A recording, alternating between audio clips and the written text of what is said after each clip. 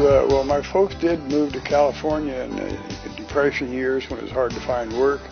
I went to school, I think, the first year in California, and then we moved back to down into Missouri, where I attended a small school there for 3 years. And then we moved to Fort Madison, and I attended the school. It's still running here in town, out here in the West End, and went to the high school here in Fort Madison. Graduated in 1944. And things were a little bit different in those days than they are now.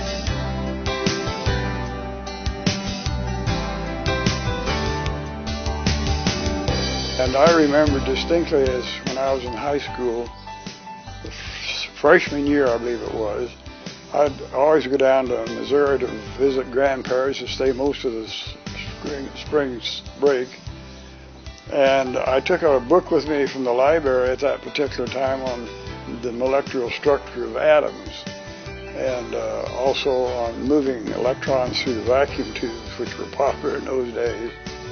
And I spent all summer trying to understand the molecular structure of atoms and how electrons could transfer through a vacuum tube electronically. And that led me into wanting to do electrical work.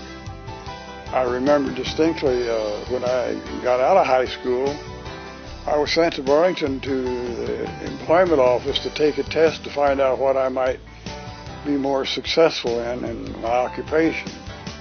And one thing I distinctly remember, they said never get into electrical or electronics. So I guess I ignored that because I've been in that the rest of my life.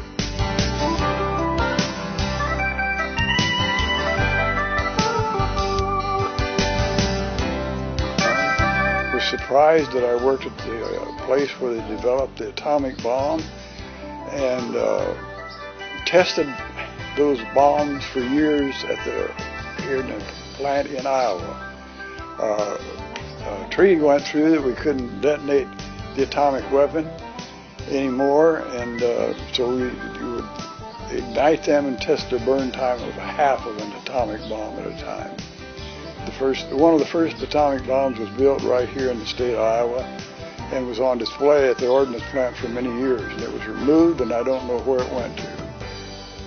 Probably one of the greatest things I was involved in was the global positioning, and that was involved with the military because they first developed it and made it very successful. And I'll tell you, in my lifetime, I have seen more scientific advancements of technology that took place thousands of years in past history. And I can recall when we had a crank telephone to crank on. And I often think about Alexander Graham Bell, what he would think about if he could see one of the telephones now that can tell us time, can communicate with people around the world.